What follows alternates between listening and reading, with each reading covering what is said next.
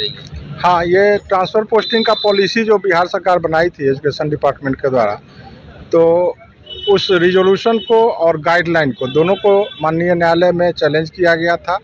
हम लोगों ने अपना पक्ष रखा। ये दोनों रिज़ोल्यूशन और गाइडलाइन दोनों का जो प्रोविज़न है वो बिहार एक्सक्लूसिव टीचर रूल 2023 के बहुत सारे प्रोविज़न के बियॉन्ड जाकर के और उसके कंट्रेरी जाकर के ये प्रोविज़न इसमें बनाए गए हैं और इसी आधार पर हम लोग इसको चैलेंज किए हैं। हम लोगों ने अपना पक्ष रखा। माननीय न्यायालय ने विचार किया और उस पर तत्काल स्टे लगाने का आदेश पारित किया है। हम लोग ये कह रहे हैं कि जो हम लोगों का रूल है, रूल में बिहार एक्सक्लूसिव टीचर रूल के रूल 3(1) में ये क्लियर है कि जब हम एक्सक्लूसिव टीचर विशिष्ट शिक्षक के रूप में योगदान करेंगे तभी हम विशिष्ट शिक्षक होंगे। अभी हम विशिष्ट शिक्षक नहीं हुए हैं और विशिष्ट शिक्षक का सारा प्रक्रिया योगदान करने से पूर्व की सारी प्रक्रिया कंप्लीट हो गई है, लेकिन हम लोगों का योगदान नहीं कराया जा रहा है और इस बीच में बिना योगदान कराए हम लोगों के ट्रांसफ़र के लिए अलग से एक पॉलिसी आई है, जिसमें अब ये कहा जा रहा है कि आप 10 सब डिवीज़न का चॉइस दीजिए और वहाँ फिर आपका ट्रांसफ़र पोस्टिंग किया जाएगा। मतलब ज्वाइनिंग से पहले ही ट्रांसफ़र पोस्टिंग की बात की जा रही है, जो कि बिल्कुल ही इलीगल है और माननीय न्यायालय ने इसको कंसीडर करते हुए और एक उसमें गाइडलाइन में एक ये भी प्रोविज़न बनाया गया है कि यदि आप अप्लाई नहीं करते हैं ट्रांसफ़र के लिए, चॉइस अपना नहीं देते हैं, तो आपको जिस डिस्ट्रिक्ट में आप हैं उस डिस्ट्रिक्ट को होम डिस्ट्रिक्ट मानते हुए आपको अदर डिस्ट्रिक्ट ट्रांसफ़र कर दिया जाएगा, अप्लाई नहीं करने के बावजूद भी।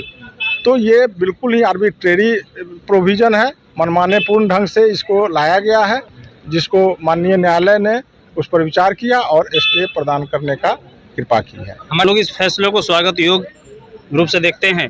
ये माननीय हाईकोर्ट का ये फैसला स्वागत योग्य है, क्योंकि हम लोगों ने विशिष्ट शिक्षक नियमावली जो बनाई गई थी उस नियमावली के तहत हम लोगों ने सक्षमता परीक्षा पास किया है।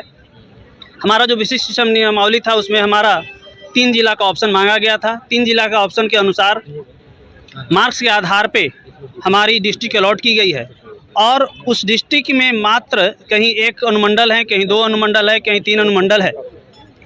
तो हमारी पोस्टिंग की जो अभी नीति आई है उसमें 10 अनुमंडल का ऑप्शन देना है, जबकि कहीं भी हमारे किसी भी डिस्ट्रिक्ट में 10 अनुमंडल नहीं है। एक डिस्ट्रिक्ट में कहीं भी 10 अनुमंडल नहीं है, तो ये तो हमारा विशिष्ट शिक्षक नियमावली के विपरीत आप ट्रांसफ़र पोस्टिंग का नियमावली बनाए हैं। इससे स्पष्ट होता है कि सरकार हम लोगों को द्वेषपूर्ण भाव से ग्रसित होकर के और सरकार हम लोगों को प्रमंडल से बाहर भेजना चाहती है। एक प्रमंडल में भी 10 अनुमंडल नहीं है, तो इसलिए हम लोगों ने हाईकोर्ट में इस केस को दायर किया था।